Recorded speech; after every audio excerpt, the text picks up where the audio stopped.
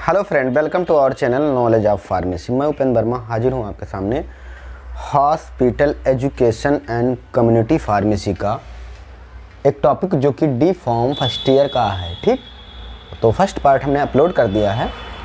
तो demography and family planning का ये टॉपिक है। तो फैमिली प्लानिंग यानी परिवार नियोजन।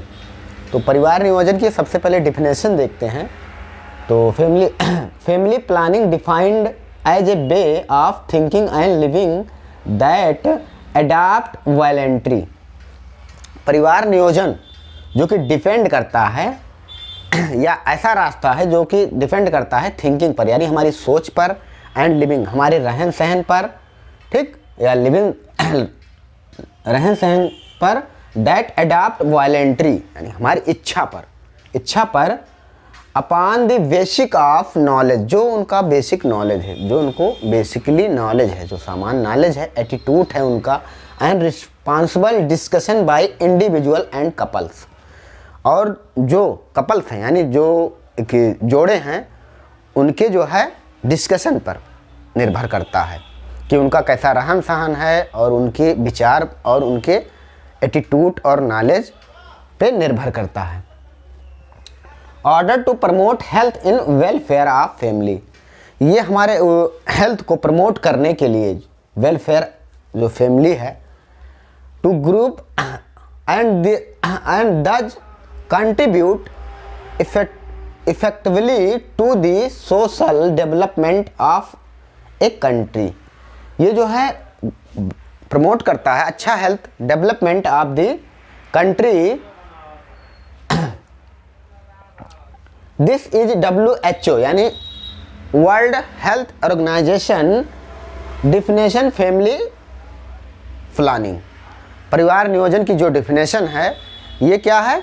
ये निर्भर करता है कि हम दो कपल के सोचों पर, उनके रहन सहन पर, वो किस तरीके से किस समाज में है, ये सब निर्भर करता है। ठीक, तो ऑब्जेक्ट ऑफ फैमिली प्लानिंग के ऑब्जेक्ट कौन कौन से हैं? टू अवॉइड अनवांटेड बर्थ मतलब अनचाहा जन्म को अवॉइड किया जाए, एंड ब्रिंग अबाउट बर्थ, और to the regulate intervals of pregnancy. Regulate का मतलब है जो प्रेगनेंसी है उसमें अंतर रखा जाए। ठीक, control the time of birth occur in the relation the age of the patient. इसमें क्या करेंगे? रोकथाम करेंगे, टाइम यानी समय का रोकथाम करेंगे जो कि जन्म से संबंधित हो, जन्म से रिलेशन ऑफ एज, जो कि उनका एज है, पेशेंट के जो एज है उस पे जो है डिपेंड करता है। अब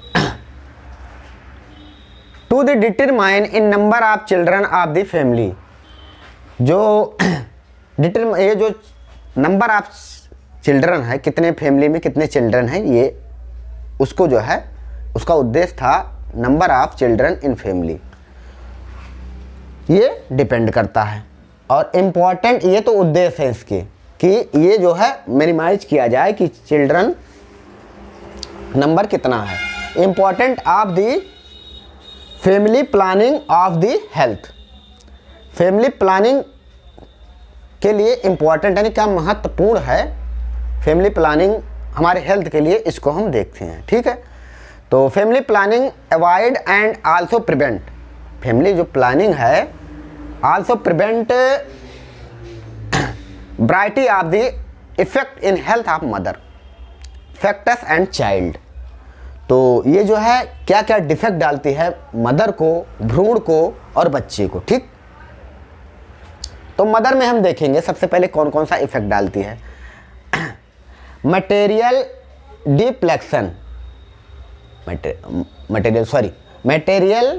डिप्लेक्शन, इसमें क्या होगा? मात्र में कमी आएगी, मातृता में कमी आएगी। मैटरनियल मॉर्बिडिटी, इसमें क्या होगी? मृत्यु दर संख्या, मात्र मृत्यु दर संख्या, और मटेरियल मोर्टिलिटी इसमें क्या होगा कि ये जो है मृत्यु संख्या में, मात्र मृत्यु संख्या में और लोअर न्यूट्रिशन, उनको कम पोषण मिल पाएगा, कम पोषण मिल पाएगा और complication of pregnancy, complication of pregnancy यानी कि क्या होगा, मात्र में कमी होगी और मृत्यु दर, मात्र मृत्यु दर में कमी, मृत्यु संख्या में कमी और मात्र मृत्यु संख्या। अगर ये फैक्टर जो है डिफाइन करता है तो ये जो है मदर के लिए ये जो है क्या होगा कि मात्र में कमी और मात्र मृत्यु संख्या, कम पोषण और संयोजक कम ज़्यादा उम्र, प्रेगनेंसी का जो संयोजक है कम ज़्यादा उम्र, ठीक। और फेटस में क्या, तो फेटस को देखते हैं, फेटल अंडर न्यूट्रिशन यानी कि फेटल को अच्छा न्यूट्रिशन नहीं मिल पाएगा, फेटल मोबिलिटी ओ मोटिलिटी, फेटल की जो मोटिलिटी है वो जो है वो भी क्या है, भ्रूण की मृत्यु संख्या जो है बढ़ जाएगी। इसमें जो है मात्र की पोषण बढ़ रहा है तो इससे बढ़ जाएगी, ठीक है। अब चाइल्ड में क्या होगा, मोर्टेलिटी ऑफ द चिल्ड्रन, इसमें होगा कि चाइल्ड यानी बच्चे की जो है मृत्यु संख्या में वृद्धि हो जाएगी और प्रोटीन एनर्जी माल न्यूट्रिशन, प्रोटीन एनर्जी माल न्यूट्रिशन पीसीएम, जो कुछ रोग होते हैं माल न्यूट्रिशन के, वो जो है जैसे कि क्वाशरकोर और या मैरेस्मस, ये रोग होते हैं, ये जो है इनकी संख्या बढ़ जाएगी क्योंकि उनको पोषण अच्छा नहीं मिल पाएगा, एनर्जी नहीं मिल पाएगी, प्रोटीन नहीं मिल पाएगा। और एडुकेटेड चाइल्ड केयर, जो चाइल्ड का, बच्चों का जो केयर है वो नहीं हो पाएगा, बच्चों की प्रोटीन की कमी हो जाएगी, अपर्याप्त देखभाल नहीं हो पाएगा और इमोशनल प्रमाण अपर्याप्त देखभाल, इसमें कुछ कंडीशन होता है जो देखभाल नहीं हो पाएगी, इमोशनल कॉन्सिक्वेंस केयर नहीं हो पाएगा। अब फैमिली वेलफेयर क्या होता है, फैमिली वेलफेयर की डिफिनेशन देखते हैं तो इसमें improvement of the quality of health, ये क्या कहता है फैमिली वेलफेयर कि हम अपने हेल्थ की क्वालिटी को इम्प्रूव करें, ठीक, बढ़ाएं, तो ये इसकी डिफिनेशन है। और फैमिली वेलफेयर में क्या जो है, वेलफेयर में क्या वो हैं, इसको हम देखेंगे। तो सबसे पहले हम देखेंगे कि spacing and limitation of the birth, दो बच्चों में अंतर सीमा, बच्चों में अंतर रखना, दो बच्चों में अंतर रखना और एडवाइस ऑफ स्टेरिलिटी यानी नसबंदी को हम एडवाइस करें, बताएं, ठीक। तो ये भी फैमिली वेलफेयर का एक प्रोग्राम है। एजुकेशन ऑफ द पेरेंटहुड यानी बच्चों को पालने के बारे में शिक्षा हो, यानी परामर्श दिया जाए जनन अक्षमता को जो है, एडवाइस स्टेरिलिटी और पिता या पैतृक या फिर शिक्षा के बारे में एजुकेशन दिया जाए कि पेरेंट्स के कैसे बच्चों को डील करना है। और सेक्स एजुकेशन मतलब क्या, सेक्स की शिक्षा दी जाए, बच्चों को लिंग का ज्ञान हो। सेक्स एजुकेशन, जेनेटिक काउंसलिंग, अब जेनेटिक काउंसलिंग क्या होता है, आनुवांशिक सलाह हो, ठीक। कैरिंग ऑफ प्रेगनेंसी टेस्ट, इसमें जो है प्रेगनेंसी का जो टेस्ट हो उसको कैरी किया जाए। और सर्विस ऑफ अनमैरिड मदर, जो सेवा कार्य यानी सेवा हो अविवाहित महिला की को सर्विस दिया जाए, ठीक, विवाह पूर्व इसमें जो है दिया जाए। और पर material of child health MCH service, इसमें क्या होगा कि जो है वो क्या, मातृत्व बचाव की सेवा हो। इम्यूनाइजेशन सर्विस, इम्यूनाइजेशन का मतलब होता है प्रतिरक्षण सेवा हो। तो ये सब सारे फैमिली वेलफेयर के एम हैं या उद्देश्य थे, ठीक, फैमिली वेलफेयर के ये सब उद्देश्य थे। अब हम बात करते हैं कंट्रासेप्टिव मेथड की।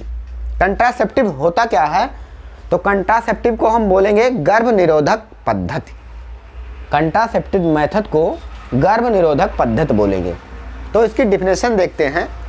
तो कंट्रासेप्टिव क्या मतलब है कि गर्भ निरोधक पद्धति यानी गर्भ का निरोध करना, ठीक है।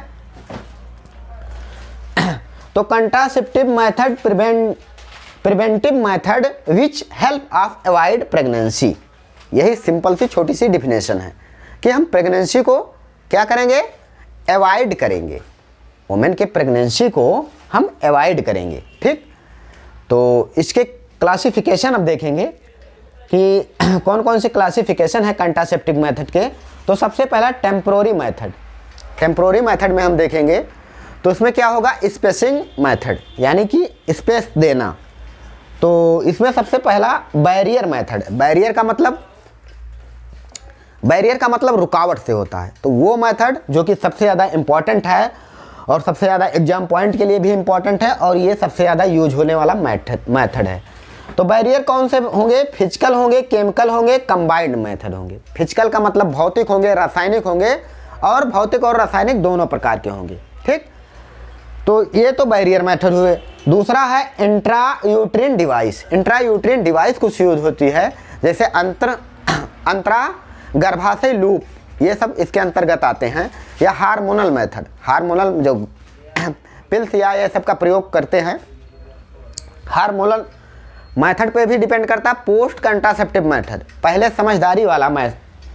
समझदारी का भी मेथड यानी पद्धत है।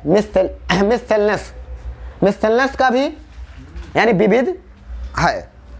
अब हम बात करते हैं परमानेंट मेथड। परमानेंट मेथड के अंतर्गत क्या आते हैं, इसके अंतर्गत मेल स्टेराइजेशन यानी मेल का बधियाकरण या फिर नसबंदी, और फीमेल का नसबंदी, इसके अंतर्गत ये परमानेंट के अंतर्गत आता है। ठीक है, तो बैरियर मेथड में हम सबसे पहले देखेंगे, और बैरियर का मतलब है अवरोध करना। ठीक, अवरोध करना।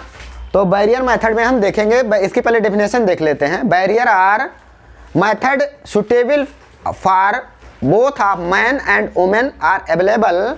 The aim of method in the prevent of to the serum meeting in the ovum, मतलब डिम्ब से वीर को ना मिलने देना ही बैरियर मेथड कहलाता है। ठीक, तो इसमें अब हम देखेंगे तो बैरियर मेथड या फिर इसको फिजिकल मेथड कहा जाता है, मैकेनिकल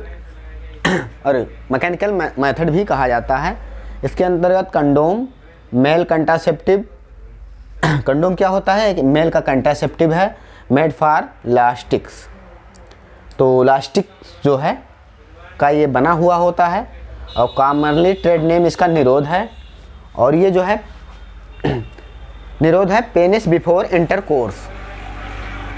ठीक, तो ये सबसे ज़्यादा यूज होने वाला कंट्रासेप्टिव है और बैरियर मेथड के थ्रू आता है।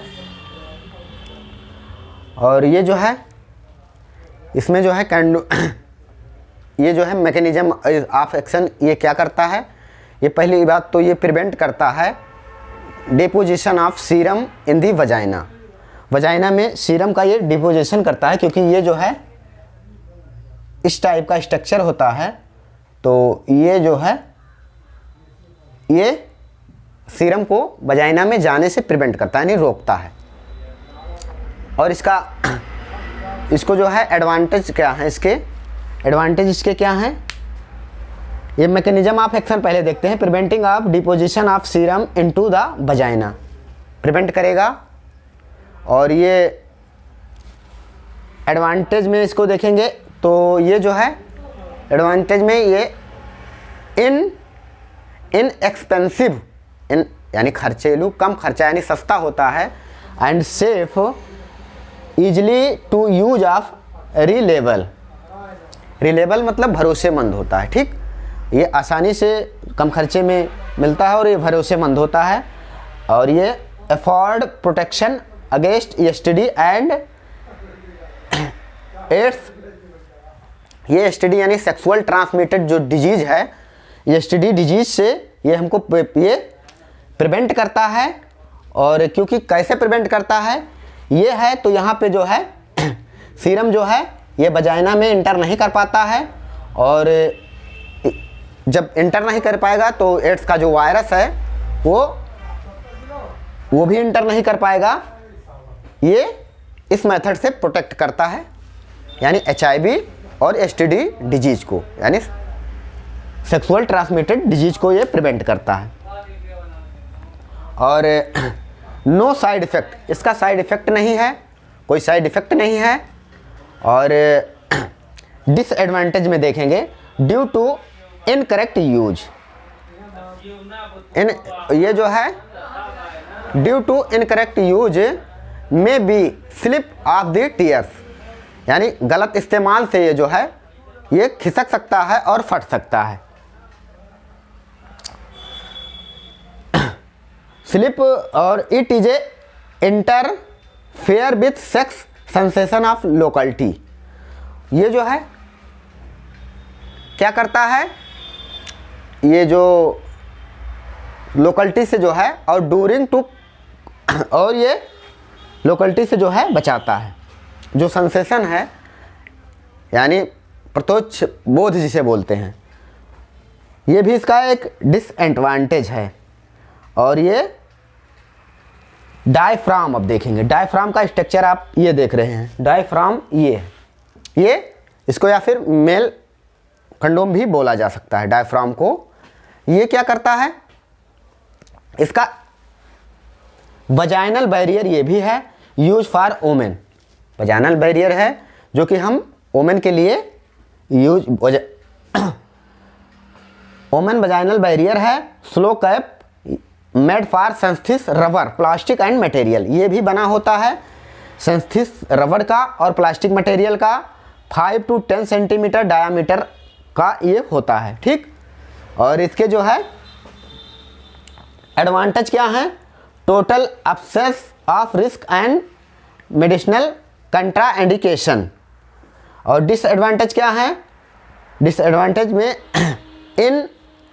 इनलेटली of physician of trained person required to the, इसमें जो है इंसरप्शन, इसमें जो है ट्रेंड पर्सन यानी कि जो भी ट्रेंड पर्सन पूरी तरह से प्रशिक्षित व्यक्ति ही रिक्वायर्ड होते हैं या फिजिशियन रिक्वायर्ड होते हैं। और ये प्रिवेंसी ऑफ रिक्वायर्ड, इसकी प्रिवेंसी भी गोपनीयता से रखी जाती है। और ये सब इसके डिसएडवांटेज हैं क्योंकि वीडियो जो है लंबी जा रही है। अब बात करते हैं हम परमानेंट मेथड की। परमानेंट मेथड क्या है, तो नहीं पहले देख लेते हैं केमिकल मेथड।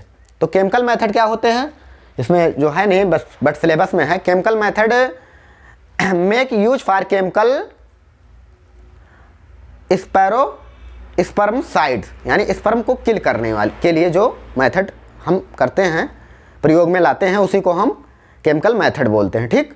तो इसके टेबलेट ये जो है कई फॉर्म में उपलब्ध हैं, जैसे फार टेबलेट, फार एरोसॉल्स और creams, pastries, jelly, suppository, soluble film, ये सब फॉर्म में अवेलेबल हैं। और उनका काम क्या है, ये जो है मैकेनिज्म ऑफ एक्शन की बात करते हैं। Preparation contain surface active of which the spermatozoa inhibit oxygen intake of kill sperm, ये ऑक्सीजन को इनहिबिट कर देते हैं और स्पर्म को किल कर देते हैं। अब इसमें IUD यानी इंट्रा यूट्रिन डिवाइस, ये क्या होती है, ये भी absorb of first use of principle of introduction small stone into uterus camel silk warm use for made for ये सिल्वर, जैसे कॉपर टी। तो फर्स्ट जनरेशन में क्या थी, लोप्स जो आते थे, ठीक। और सेकंड जनरेशन में कॉपर टी, कॉपर 7, नोवा टी, ये सब जो हैं। और थर्ड जनरेशन में प्रोजेस्टोस्टेट। अब लूप भी एस शेप का जो है डिवाइस थी, एस शेप की डिवाइस थी। और ये जो है इसका एडवांटेज क्या था, ये जो सिंपल इंसरेशन में मतलब ये साधारणता हो जाती थी और ये सस्ती थी। और ये सब इसके एडवांटेज थे। डिसएडवांटेज क्या थे, इसको प्रशिक्षित व्यक्ति द्वारा प्रयोग किया जा सकता था यानी। और ये जो है ये सब बातें थी। सेकंड जनरेशन में तांबे की वो क्या कहते हैं कॉपर टी जो कि रिलीज होती थी, सेकंड जनरेशन में आई। ये कंटेनिंग डिवाइस थी, ये कॉपर की थी। और 7 और T200 ये क्या थी, releasing copper into the uterus, copper enhances cellular response of, ये सेलुलर रिस्पॉन्स देती थी सर्वाइकल म्यूकोसा को, ठीक। अब थर्ड जनरेशन में प्रोजेस्टोस्टेट ये टी शेप का था और ये भी यूज होने वाला मेथड था। हार्मोनल मेथड में हम यूज करते हैं पिल्स, मोर कॉमनली यूज होती है पिल्स। तो मैकेनिज्म ऑफ एक्शन इसका क्या होता है, पिल्स जो है ये contain combination birth of oestrogen and progestogen या फिर ओनली प्रोस्टोजन की आती है, और ये जो है ये पिट्यूटरी और ओवेरियन हार्मोन्स को जो है सप्रेस करती है। सप्रेस मतलब समाप्त करती है, और ये जो है ज़्यादा ओरली ली जाती है। और ये जो है क्लासिफिकेशन हार्मोनल में क्या होता है, ज़्यादा कंबाइंड पिल होती है जो कि ओरल हम यूज करते हैं। तो इसके अंतर्गत जो है क्या आते हैं, प्रोगेस्टेरोन या इसमें जो पिल आती हैं, और ड्राफ्ट फार्मूला आता है, जैसे इंजेक्टेबल प्रोडक्ट आते हैं या सबलिंगुअल, या फिर इम्प्लीमेंट करने के लिए जो शरीर में इम्प्लीमेंट किए जाते हैं वजाइनल रिंग आती हैं। जैसे हम एक माला डी, माला एन, ये सब आती हैं। तो माला एन का जो फार्मूला है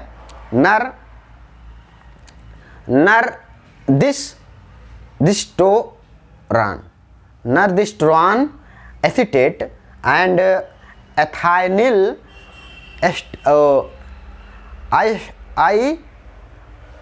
आइस्टिड्रिल। तो ये जो फार्मूले से है ये माला एन, और इस तरीके से जो है हार्मोनल कंट्रासेप्टिव जो है उपलब्ध हैं। और मेल्स पिल जो होती है it contain gossypol is derivative of cotton का ये डेरिवेटिव है। और ये करता क्या है, ये सीड का कॉटन सीड ऑयल का डेरिवेटिव है, और ये डिक्रीजिंग स्पर्म ऑफ प्रोडक्शन, जो स्पर्म का प्रोडक्शन है, उत्पादन है, उसको ये डिक्रीज करता है। डिक्रीज मतलब घटाता है, स्पर्म काउंट करेंगे तो ये इसका घटाता है। ये मेंस पिल्स होती है। पिल्स के एडवर्स इफेक्ट क्या होते हैं, कार्डियोवास्कुलर सिस्टम पे इसका इफेक्ट होता है। इसमें क्या होता है, माइकार्डियल इन्फेक्शन हो जाता है, या थ्रोम्बोसिस हो जाता है, कैपिलरी वीक हो जाती है, या फिर कार्सिनोजेनेसिस में क्या होगा, ब्रेस्ट कैंसर होगा, या फिर मेटाबॉलिक डिसऑर्डर होगा, जैसे कि ग्लाइकोसिरिया या फिर सिक्रेशन ऑफ ब्लड प्रेशर, ये सब जो है मेटाबॉलिक डिसऑर्डर होंगे, लीवर डिसऑर्डर होंगे, और अदर इफेक्ट पे भी प्रभाव ये डालता है, जैसे वेट गेन हुआ या फिर हेडेक हुआ, ये सब सारी चीज़ें इसके जो है एडवर्स इफेक्ट हैं, या फिर कंट्रासेप्टिव के एडवर्स इफेक्ट पिल्स के। अब बात करते हैं हम और फार्मूलों की, एमटीपी की बात करते हैं, क्योंकि ये भी सिलेबस में है, बट मैंने इसको जो है पहले से वीडियो लोड की है। एमटीपी एक्ट जो है 1971 में आया, तो इसके क्या क्या उद्देश्य है उसमें आप पढ़ लीजिएगा। एबॉर्शन कराने के लिए बहुत सारे जो नियम हैं उसको देख लीजिएगा। मिससेलेनियस मेथड क्या था, ये भी बिहेवियर मेथड था, नेचुरल ऑफ फैमिली प्लानिंग। इसमें क्या होगा कि नेचुरल के तरीके से हम फैमिली प्लानिंग कर सकते हैं, जैसे breast feeding, birth control, vaccines, ये सब। तो इसमें सबसे पहले है कि नेचुरल से हम कैसे करेंगे, तो सबसे पहले है एबिस्टेंसनेस। क्या होता है, परहेज या आत्मसंयम। इसमें क्या है, सेक्सुअल जो है डिजायर जो है नेचुरल होने चाहिए, इसमें आत्मसंयम होना चाहिए। और कोटस ऑफ इंटरप्ट्यूट, इसमें क्या है कि इसमें भी हम जो है वजाइना को जो है वजाइना में जो है यानी कि विड्रा करते हैं सीरम को, ठीक। और ये जो है ये भी एक मेथड है। या फिर सेफ पीरियड भी नेचुरल मेथड है। अब परमानेंट मेथड को हम देखते हैं। परमानेंट मेथड में स्टरलाइजेशन का मतलब होता है कि या फिर क्या बोलते हैं उसे, नसबंदी बोलते हैं। तो इसका सबसे पहले डिफिनेशन देखते हैं। कैन बी डन फॉर इधर मेल एंड फीमेल स्टरलाइजेशन, ठीक। या फिर it is a one time of method, ये एक टाइम का मेथड है, एक बार का है। It does not required motivation, continue motivation, यानी कंटिन्यू मोटिवेशन रिक्वायर्ड इसमें नहीं होता है हमेशा। और complication are less than probably, most cost effective, यानी कम कॉस्ट में हो भी जाता है। तो इसका जो हम डायग्राम डिनोट किए हैं, इसमें होता क्या है, ये ट्यूबोक्टोमी है, यानी फीमेल की जो है नसबंदी, इसमें क्या होता है, ये फालन ट्यूब है, इसको जो है कट कर दी जाती है। फालन ट्यूब इन कट, ये आप देख रहे हैं इस जगह पे, ये कट करके यहाँ बांध कर दी जाती है, यानी बांध दी जाती है, और इधर भी और इधर भी। और मेल में हम देखेंगे, मेल को क्या बोलेंगे, वैक्सोक्टोमी। इसमें क्या है, ये देख रहे हैं, इसको यहाँ ये रिप्रोडक्टिव पार्ट है मेल और फीमेल का, तो ये मेल का है, तो इसमें बैस को जो है डिफर इन कट, यहाँ पे इसको कट कर दिया गया है, जिससे उसका स्पर्म ना मिल पाए, ठीक है। तो ये दोनों मेथड जो है हम स्टरलाइजेशन के अंतर्गत करते हैं।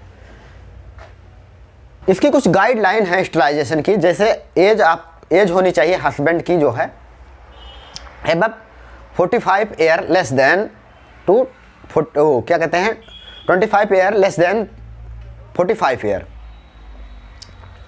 और एज ऑफ वाइफ यानी पत्नी की एज होनी चाहिए 20 ईयर्स लेस देन 45 ईयर्स, और must be 2 living children at time of the operation, 2 बच्चे होने चाहिए, और lower limit age of husband wife and the relax couple 3 और मोर लिविंग चिल्ड्रन। ये सब इसके जो है, क्योंकि वीडियो लंबी जा रही है। अब मेल स्टेलाइजेशन, वैक्सोटॉमी और ट्यूबोक्टोमी ये तो हो गया। अब कभी कभी जनसंख्या पॉपुलेशन प्रॉब्लम इन इंडिया, जनसंख्या की प्रॉब्लम इंडिया में आती है या फिर आ रही है, हर जगह आ रही है। तो ये जो है प्रॉब्लम क्या है, इंडिया जो है, इंडिया पॉपुलेशन 1992 से जो शुरू हुआ है, तो ये बहुत भी हमारी सबसे बड़ी समस्या उभर के सामने आई है और आ भी रही है। इसको जो है हमें सबसे ज़्यादा ध्यान देना चाहिए, क्योंकि जो है फूड की प्रॉब्लम हो जाएगी, क्लॉथिंग कपड़े की प्रॉब्लम हो जाएगी, और एम्प्लॉयमेंट यानी पद की भी प्रॉब्लम होगी। एजुकेशन का महत्व, शिक्षा भी नहीं सबको सही से मिल पा रही है, शेल्टर अच्छा होम नहीं मिल पा रहा है, अच्छा हेल्थ नहीं मिल पा रहा है, ये सब प्रॉब्लम क्रिएट होती जा रही है। तो फैमिली प्लानिंग के प्रोग्राम को जो है हमें,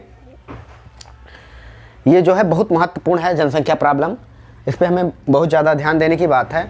और हमें फार्मासिस्ट का क्या रोल है जनसंख्या प्लानिंग में, कि हमें जो है जो रूरल एरिया हैं या उनको जाके शिक्षित करना और इन सब चीज़ों को बताना, और ये सामुदायिक स्वास्थ्य केंद्र का भी ये सब रोल है, ये सब जो नियम हैं इनको बताना और सबको जागरूक करना, और इससे बच सकते हैं। आप चाहें तो इसका स्क्रीनशॉट ले सकते हैं।